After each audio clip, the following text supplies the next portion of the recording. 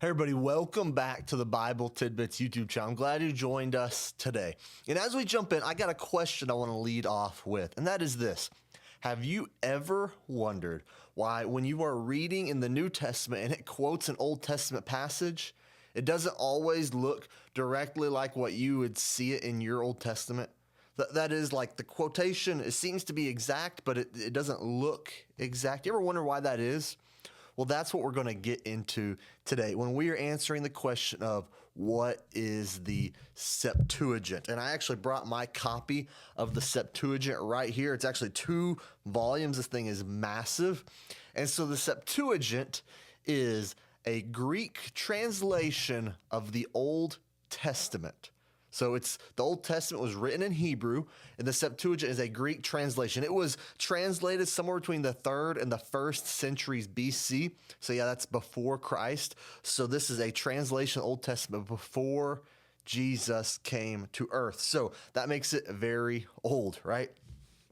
And by the time of Jesus, most Jews living in a Greek-speaking world were actually reading a Greek-translated Bible over the Hebrew Bible. So we see that's the origin of it. That's where it came from. That's why it's so significant to us. You might have recognized this. It's often translated as LXX.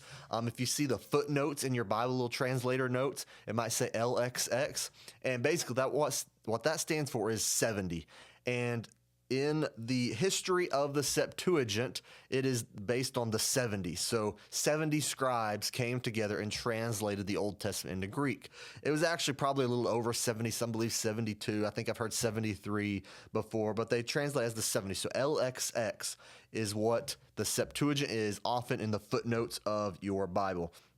So it's saying in those footnotes where it says LXX, it's referring to the Septuagint translates this in this way. Or when we get this off the Septuagint, here's how it connects there. So it's referring to the Greek translation of the Old Testament.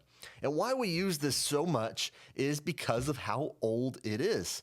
So we have a really good understanding of the Greek language, and we can look at the age of the Septuagint, and oftentimes the Greek translation of the Hebrew Bible might be older than some of the manuscripts we have of the Hebrew Bible.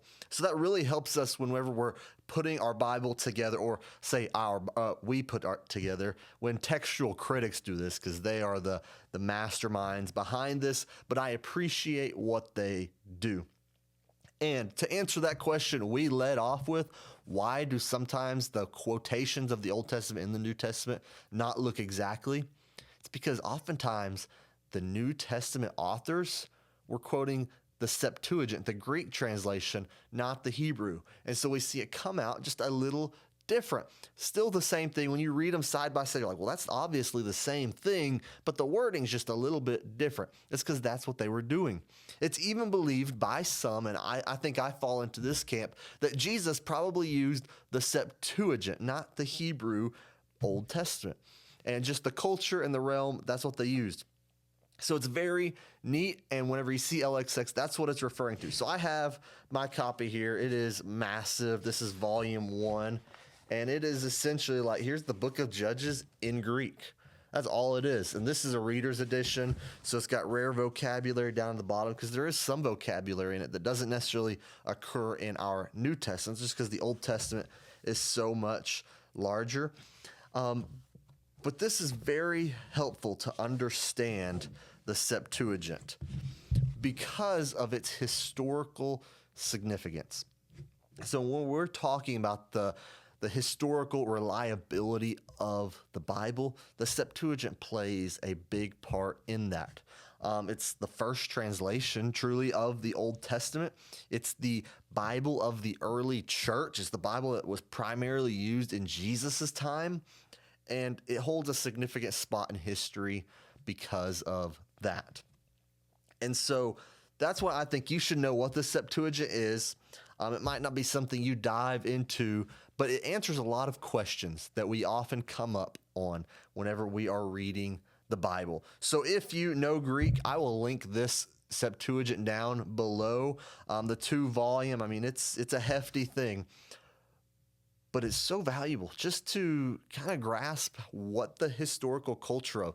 And I will also link down a book below about the Septuagint and its significance, that if you want to dive deeper into this topic, you can click that link by that book and it will take you even further into this. But just the basis, it stands for the 70, LXX. It's the Greek translation of the Old Testament and predates Jesus, and is probably the one he used. It's definitely the ones many of the apostles used. They read the Septuagint, not the Hebrew Old Testament. So that's all I got for today. Hope you learned something. Hope you want to dive deeper into text criticism and all the fun things that field has to offer. And I thank you all for joining me. I hope to see y'all next time.